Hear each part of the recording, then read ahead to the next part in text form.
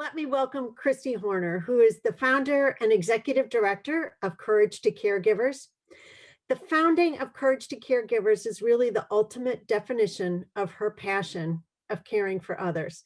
Kristi has spent a lifetime giving back through roles at Cystic Fibrosis, the Cincinnati Art Museum, Laurel School, and her church. In 2014, Kristi lost her beloved brother to suicide. She supported him as he journeyed through depression, anxiety, and obsessive compulsive disorder. She summoned that support from within, but she knew that there had to be a better way to support mental illness caregivers. And the idea for Courage to Caregivers was born. She has nurtured it along to its amazing state of growth with her unmatched level of energy and commitment. If you know her, you know that she is a tornado of activity. She is a proud alum of our own Accelerate Civic Pitch competition when she presented Courage to Caregivers in its startup phase. I would encourage you to become regular receivers of the emails that Courage to Caregivers offer because they have provided hope during these past 10 months. As Kristi recently reminded us in her messages, courage is the antidote to fear.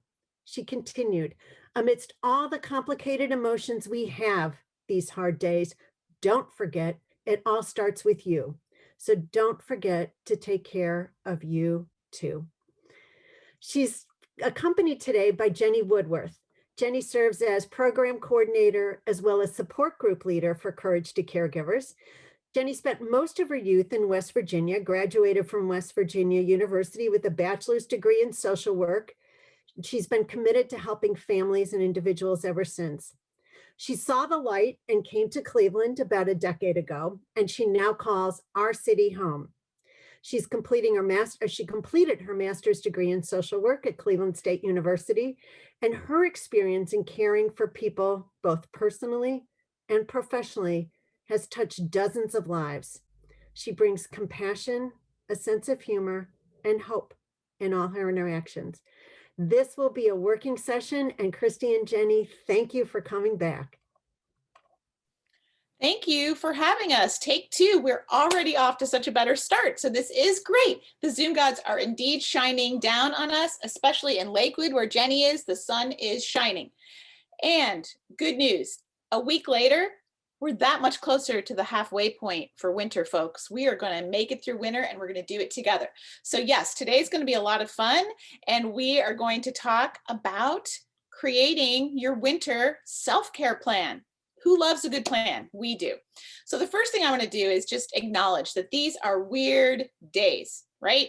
I'm choosing to call it pandemic paradise because the alternative would have me boohooing every day. So Zoom fatigue is real, Zoom exhaustion is real, pandemic fatigue, pandemic brain, it's all real. This is meant to be interactive. We'll be working to engage you through the chat box. Jenny will be attending to that for us. And we get it. We've been to a lot of webinars in the last 10 months. We've been to a lot of Zooms. So we encourage you to keep your screen on. It promotes engagement. It supports us. We thrive on your enthusiasm and engagement. So thank you for being here with us. We're super excited. Rachel's going to put in the chat car a link to our wallet card. It's going to look something like this. And it's really meant to be a fun visual, but it's going to frame what we're going to talk about as we create your plan. So Jenny is going to kick us off with identifying what is part of the problem right now and how do we look at that as a possible solution. Jenny.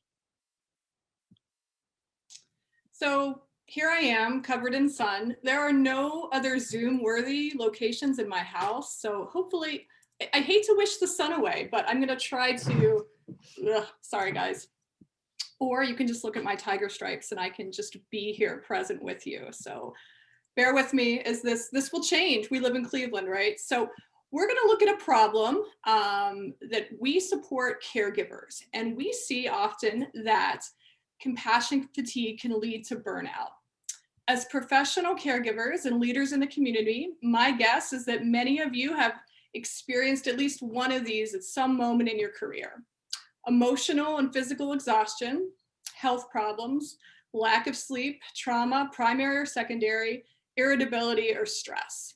And if you have to wiggle or feel, stretch, feel after you hear that list, because sometimes it's going to hit home to you. Compassion fatigue is the physical and mental exhaustion and emotional withdrawal. Sorry, I'm laughing at this. Here I am, covered in sun. It feels good, really. Experienced by those who care for people for an extended period of time.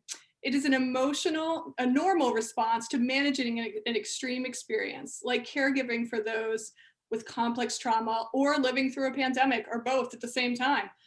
Burnout comes on slowly as the stress of caregiving builds, but compassion fatigue strikes quickly as your resources hit the empty line. We see Courage to Caregivers as being in the caregiver burnout prevention business by empowering caregivers and building tools in their toolbox. We are about self-care and self-compassion for everyone. You've probably heard that flight attendant's message about putting on your oxygen mask before helping those around you. You only have 18 seconds of useful consciousness to get that mask on before you pass out. And if you were to pass out, what good would you be to those around you? We believe self-care is the oxygen mask for those who care. There's a couple signs of burnout I want to go over: less energy, emotional exhaustion, increased impatience and irritability. There are more. The challenging thing here is that these are unprecedented times. You may find yourself feeling all kinds of things, experience many of the signs listed. It's a global pandemic. You're working from home with different challenges. You may care for people with trauma. And I have to include in this presentation, if you're concerned about yourself or a colleague or a friend, seek counsel from a professional therapist. Therapy is self-care. Quickly, the solution, what can help us as we help others as we live in increasingly uncertain and stressful times? Self-care.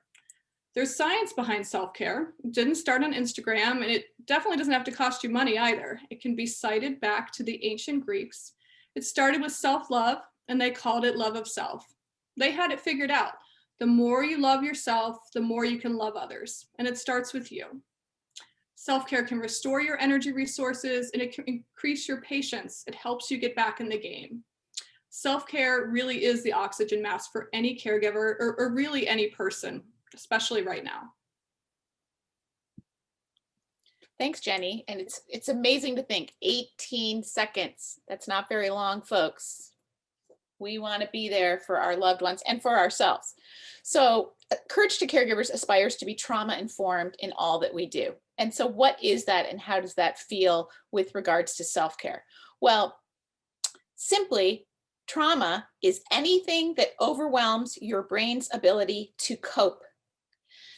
The Substance Abuse and Mental Health Services Administration, SAMHSA, describes trauma as events or circumstances experienced by an individual as physically or emotionally harmful or life-threatening, which result in adverse effects on the individual's functioning and well-being. Having a family member with a mental health disorder, trauma. Sudden separation from a loved one, physical, sexual, and emotional abuse, childhood neglect, poverty and discrimination, all trauma. A global pandemic, without a doubt, trauma. We like to say that trauma is trauma is trauma. Everyone's story of trauma is valid, and there is no winner in the trauma Olympics. And at the same time, you can't let your experience with trauma define you, much the same way that you can't let your caregiving role define you. It should inform you and your journey. So what's trauma-informed self-care? We know that self-care is a key element to a trauma-informed approach. So as we become trauma-informed in our self-care, it needs to be safe. It needs to be trustworthy and transparent. It needs to incorporate peer support. That could be a colleague or a friend or a neighbor. It needs to be collaborative, more than just you. It should include empowerment and realizing that you have choices. And then we all need to take into consideration the cultural, historical, and gender issues as it relates to self-care. For everything that trauma is, resilience is our ability to bounce back. Wikipedia actually defines resilience as mentally or emotionally coping with a crisis or returning to pre-crisis status quickly. I always appreciate looking at resilience as a mindset, which can be taught or learned. You're not just born with resilience. You can grow that. We all know resilient people tend to maintain a more positive outlook and cope with stress more effectively. as I talk a little bit more about resilience, I want you to start putting in the chat box so Jenny can be prepared. What is your go-to self-care practice? So again, when we look at some of those elements of resilience, they include hope, mindfulness, self-awareness, positive relationships, self-care, and purpose or meaning. So, Jenny, what do we have? What are some of our audience's favorite go-to self-care practices?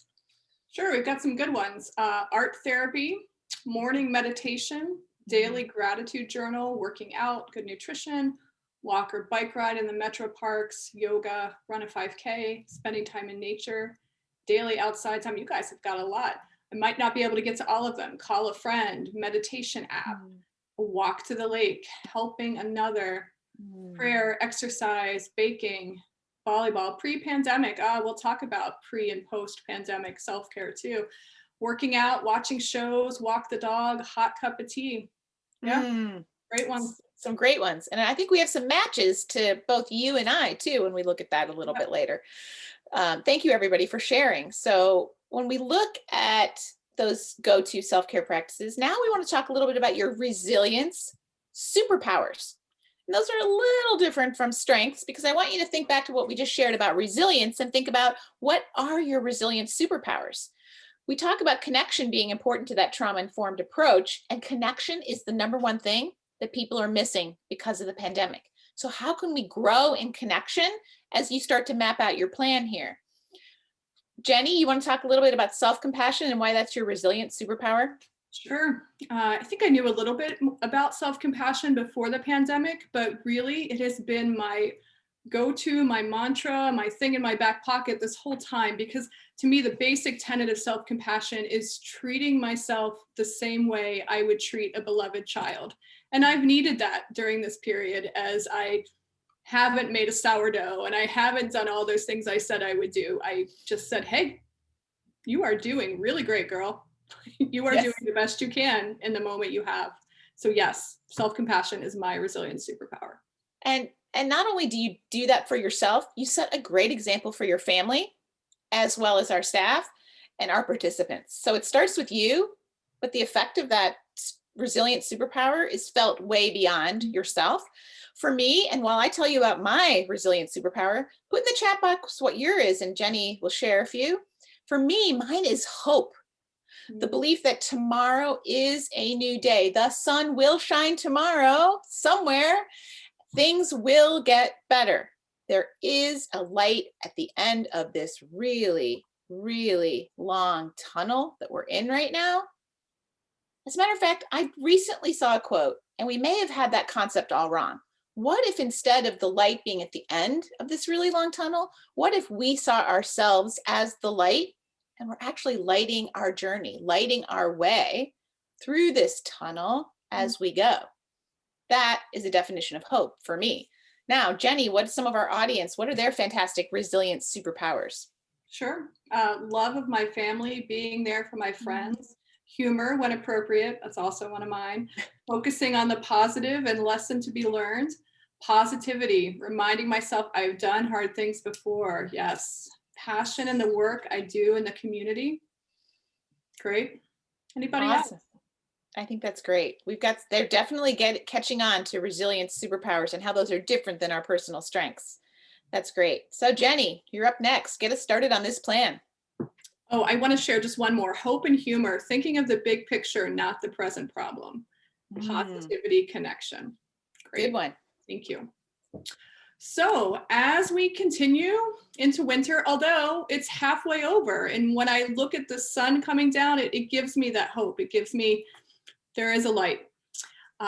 We know that having a self-care plan in place is crucial to surviving and possibly even thriving during this time. So we're going to cover, and again, that was put in the chat box, the self-care plan. We're going to ask you, as you plan, to consider 5 elements of self-care. And those are physical, so that includes your sleep hygiene, your exercise, your nutrition. Emotional, again, that connectedness with supportive friends. Psychological, tapping into curiosity and self-reflection, journaling, reading, learning. spiritual, meditation, prayer, or whatever your spiritual practice looks like. Professional, again, connecting and catching up with colleagues. It might be in this little square we have going on, but that is still connection. Seeking or providing mentorship, maintaining healthy boundaries, and peer support. And as you plan and prioritize for self-care, we often get asked, how can I make this happen? I have a very busy schedule, kids at home, kids at school, a combination of those things, your own job. These are my hints. Write it down. So again, use this self-care plan or something of your own choice to really work those things out, the things that are going to help you. Make it small and doable. Again, we're going to talk a little bit about that. We use the word micro a lot when we talk about this. Make it small and doable. And then finally, find an accountability partner. Maybe that's a friend or a coworker, or maybe even someone who will benefit when you take better care of yourself. I laugh because my husband benefits when I'm happier and taking better care of myself. So he is my accountability partner. He knows that self-care is important to me and that I come to the family with more patience and feeling more rested at that point. So those are some tips to make that plan. Let's talk about micro joys, Kristi. So we want to ask you, as you're doing this plan, to find some joy in the little things. And Kristi, do you want to talk about the picture you've chosen here? What brings you joy and fills your soul here? I think that one of the things we just love talking about is how everyone has pivoted in the pandemic and what we've learned from that and some of those silver linings. And for me, this picture with my 2 dogs on a hike in the snow and very, very cold basically says, there's no such thing as bad weather. There's only bad equipment. So we got the dogs outfitted with these fancy coats and they've got some little booties to collect, protect their paws. They're very embarrassed by the booties. I've got a bigger, better coat and these fantastic new hiking boots so that I can get outside no matter the weather, no matter the temperature.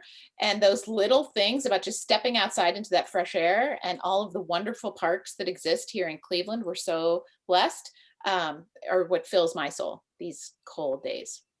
Great.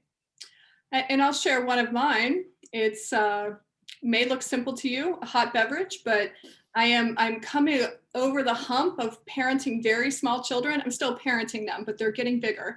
And at one point in my life, drinking something hot was not a thing. I either was breastfeeding or holding them and not being able to drink, or I was spending so much time with them. By the time I got back to that coffee, it was cold. And now I'm like, this is something I appreciate and I want to enjoy. So micro joy is a hot beverage all day, if possible. So yeah. What about you all? What brings you joy? Maybe some have popped up. Oh, great. They have. My children's laughter, good hugs, petting my dog, a good glass of bourbon and roaring fire in the fireplace, Cobra Kai, nice. My baby niece that I get videos of, my cat helping a little old lady in the neighborhood. Again, they're coming in fast and furious, so I'll try to get them. Cuddles with my son, hot beverage as well, yes. Being outside and being with my family and friends, making my bed every morning. Godchildren and mom, laughing with my husband and son, being able to have conversations with family and friends, fresh flowers. Excelente. So many wonderful micro joys.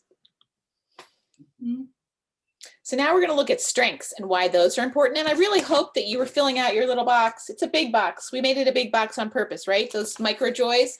And now we're on to our strengths. Very different from our resilient superpowers, by the way, but those strengths that make you uniquely you. And so I love Jenny's story. It's actually a little different every time. And she's got a really good new one here on what your number one strength is right now. I do. So moving out of my comfort zone, in order for our family to both get some physical activity this winter and be together, we, although there's a lot of togetherness, we've joined Ray's Mountain Bike Park here in Cleveland, amazing place.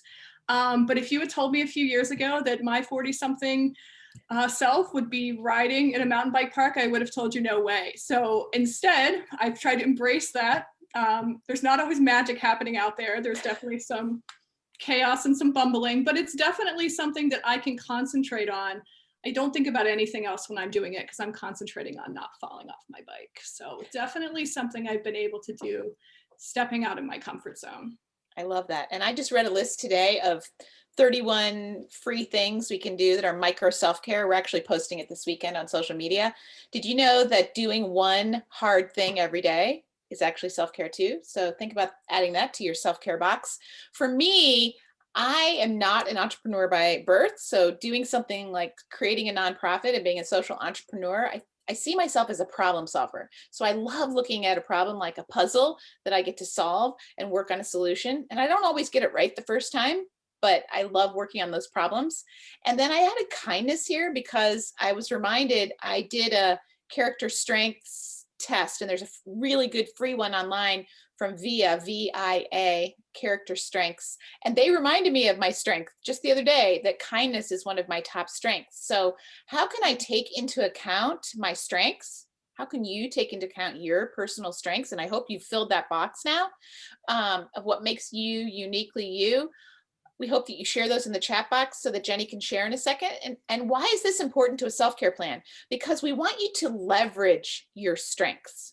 This is actually next week's topic for our curriculum. We're looking at our strengths and how we can leverage them, meaning take full advantage of all those strengths, because then it's easy. Then self-care will be easy because we're going to do all the things we're naturally really, really good at.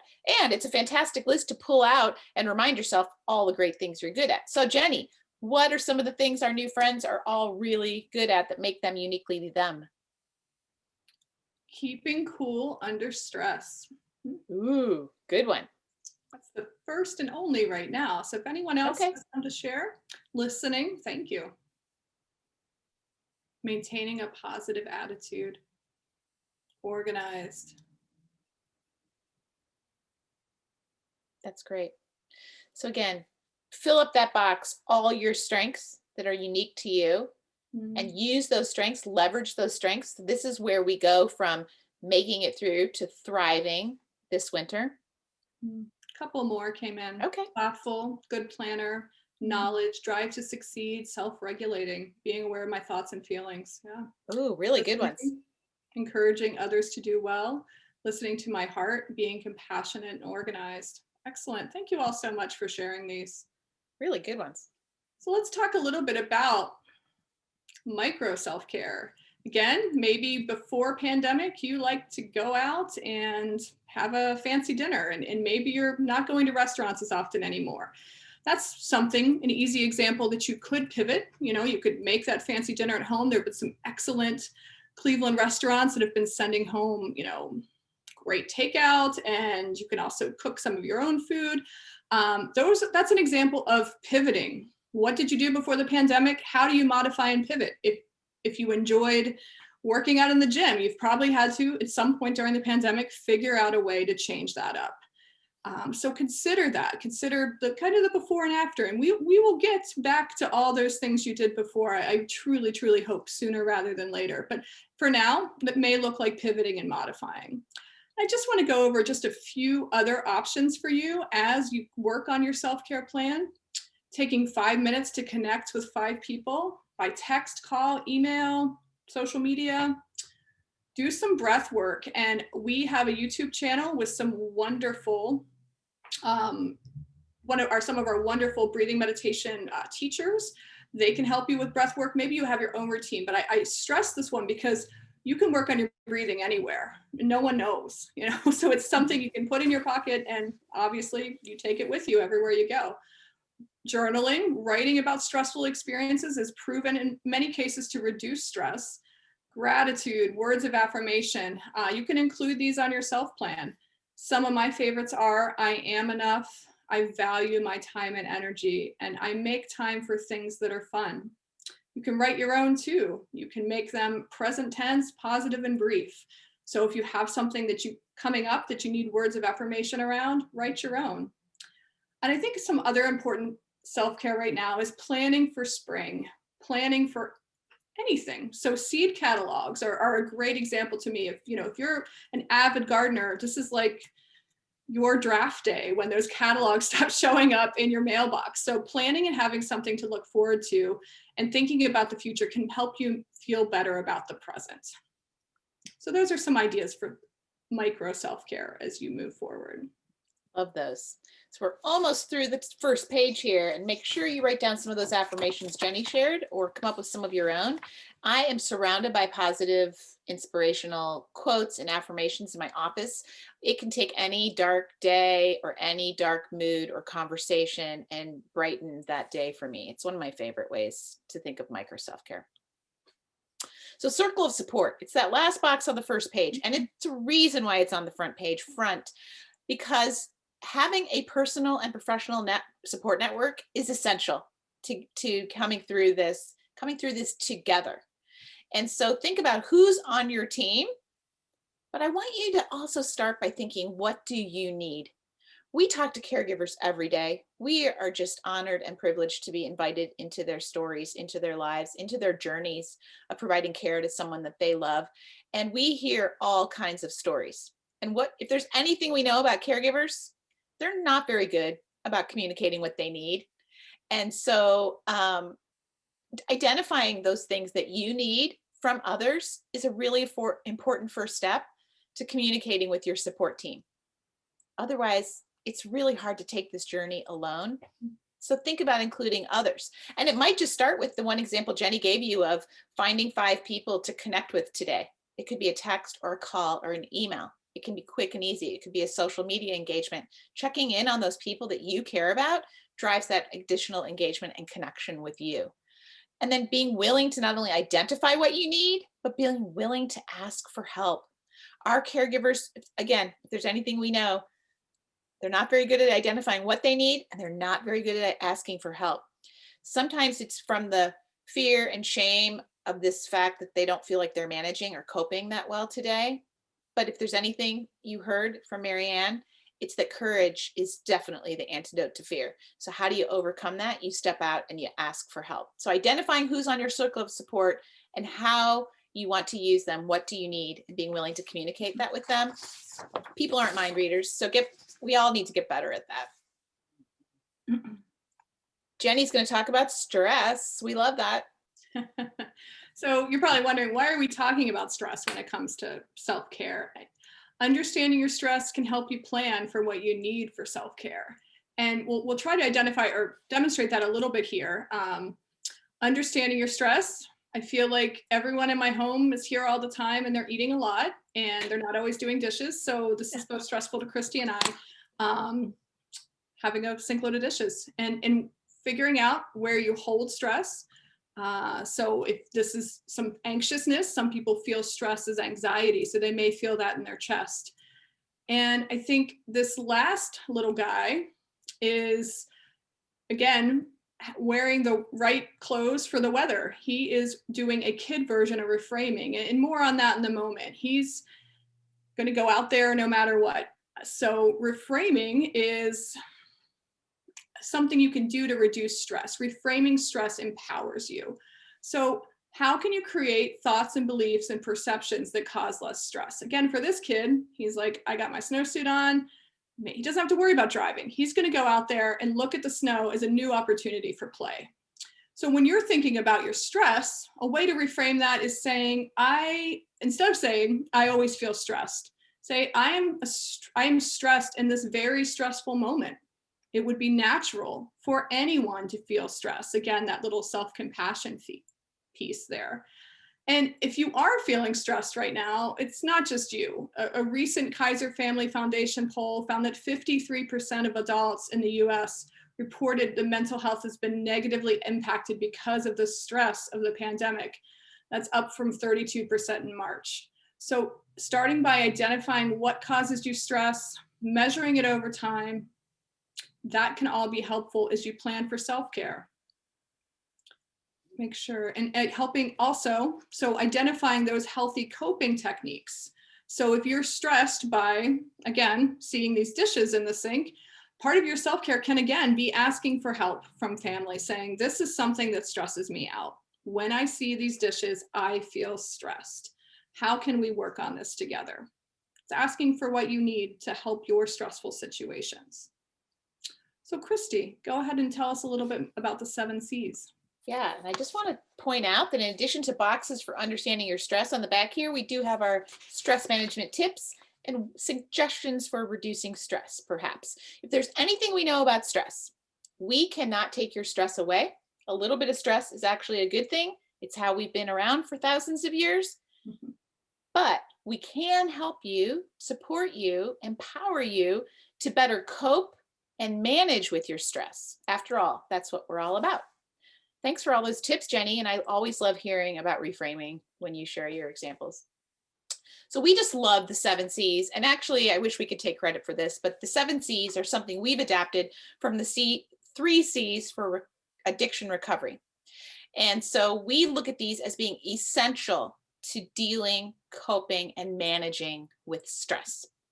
So first thing you need to do is look at it. I didn't cause it. I can't cure it. I can't control it. I can't change it. Yet I can have courage, compassion, and I can cope.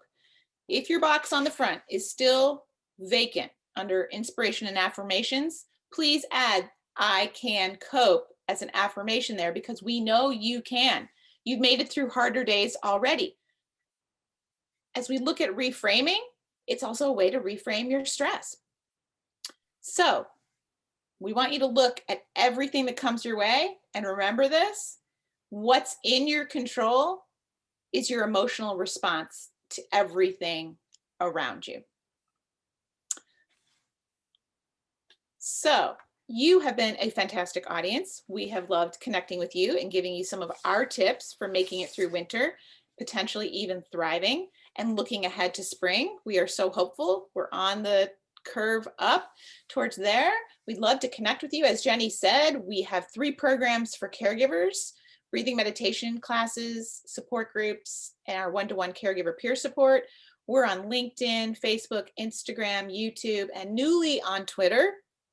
And that is where I'm being pushed out of my comfort zone this week, is to learn that lovely new algorithm. So we'd love to connect with you. Snap that little QR code. It'll take you straight to our website where you can have access to all of the resources from today's presentation.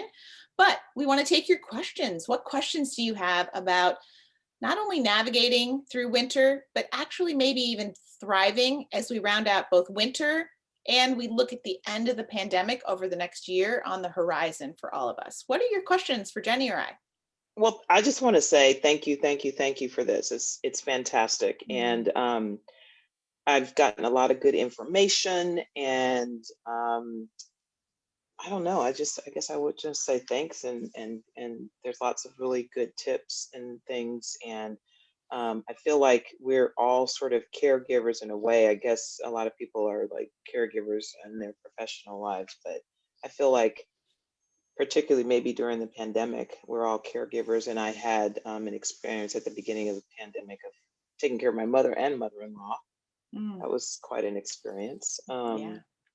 So I don't know, I'll just thank you. I'm not sure that I have questions. I just am absorbing all of the information and great advice that you've given, and can, put it to use. Hopefully. That's good. The dishes, that's a thing for me too. Yeah, right.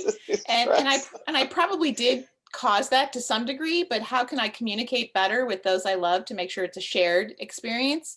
But thank you for being a carer, right? You've taken on all these new roles in your relationships of care, as you noted, and just don't forget to take care of you. It's such an essential tool, and it seems so easy, but we do know it's hard. So thanks for being here, because that's actually one of the first steps to taking care of you. Good for you. Kristi, we have a question. How do we stay positive without trending into toxic positivity zone? Great question. Yes. Oh my gosh. I'm so glad someone asked that. It's actually one of our topics in our new curriculum this year, because I would hate to think anyone accused me of being toxically positive. Someone actually did tell me that I was wearing rose-colored glasses the other day. And what I can tell you about positivity is 55% of your positivity is genetic.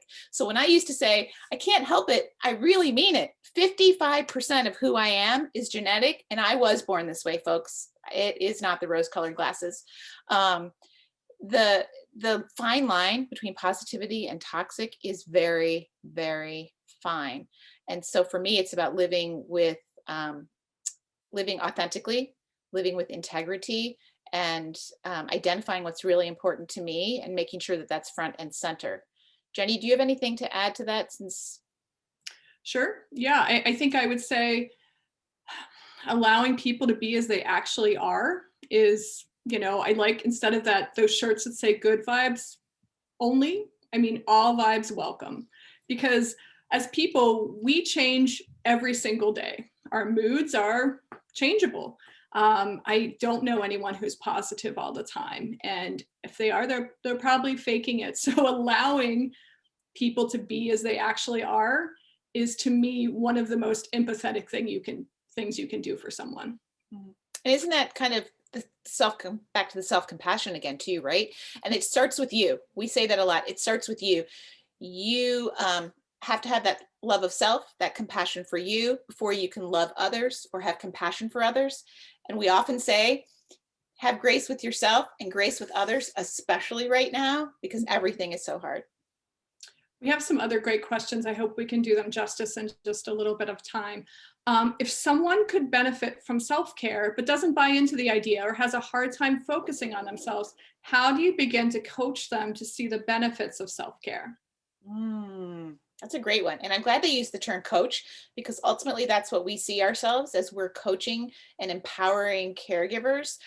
I'm going to go back to, it starts with you, in that you set an example. You've given countless examples today, Jenny, of how you set an example for your family, for your partner, for your children, for our participants, for your colleagues on our team. But it has to start with ourselves. If we don't do what we say we do, then how can we expect anyone else to do the same thing? So it starts with you setting an example, and then sharing that personal example and why, and your why, to those that you are trying to coach and empower. And then they start to catch on, and they start to see the positive benefits, and they start to see how you're taking care of yourself. And you leading by example is absolutely the first step that I see. Jenny, you might have some other insight there. I don't think I do. I think that was answered super well. If anyone else has insight, I see we're getting a couple more comments in the chat box. Someone said, I think many of us are good at meeting others where they actually are. We should be sure to remember or meet ourselves where we are at as well. Agreed, utterly. Again, that's the self-compassion piece of accepting yourself as you actually are today in this moment. I want to say there's another question. What tips do you have for people who are on the other side of the genetic positivity spectrum, people who veer more naturally to the negative or glass half empty? I think I'd like to say there again, it's all about modeling, in some cases, your own. And those baby steps, I think, are super important for a person like this. That, if you're going to work on self-care to help increase that positivity, you're going to have to start small, especially if they aren't on that spectrum. I love the way that was phrased, that they're going to have to see these as micro movements towards taking care of themselves, thinking more positive. So small, manageable pieces. Like when I say gratitude journal, I think sometimes people go, a gratitude journal can look like 5 things on a piece of paper, like a list. And this would be, to me, a great step for someone to start with. And if they can't think of anything to be grateful for, sunlight, air, these really basic things that could be possible to help them work towards gratitude, to work towards that positivity. Kristi, do you have anything to add to that? I'm just going to add one thing, and then I'm going to turn it over to Marianne. The one thing I'm going to add is surround yourself by those you aspire to be. And Marianne, the reason I close with that is that Marianne has been one of those people for me almost my entire life. And if I haven't said it to you enough, Marianne, you have been that mom role model for me from the time our kids were so little. You were always just one step ahead of me, but you did it with humor and grace and just the right level of reality and real expectations for our kids, and supported me without judgment, without shame, and unconditional love 100%.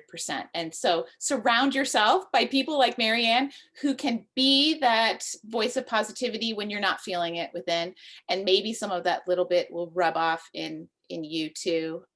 So thank you again for being a great audience and for the invitation to be here with you today. We've enjoyed every second. Marianne, back to you. Oh my gosh, Kristi, that was amazing. And thank you for taking such good care of me personally today. I'm just going to float through the rest of the day. As you can tell, Kristi and I have been connected for many, many years, and it is a mutual admiration. So thank you. Thank you for having the courage to found Courage to Caregivers and for sharing your journey with all of us. This has been fabulous. I hope many of you will share this so that others can go on and watch the tape presentation on our website, because it has been incredibly valuable. I know I'm going to go back with so much of what I wrote down from your comments. Thank you.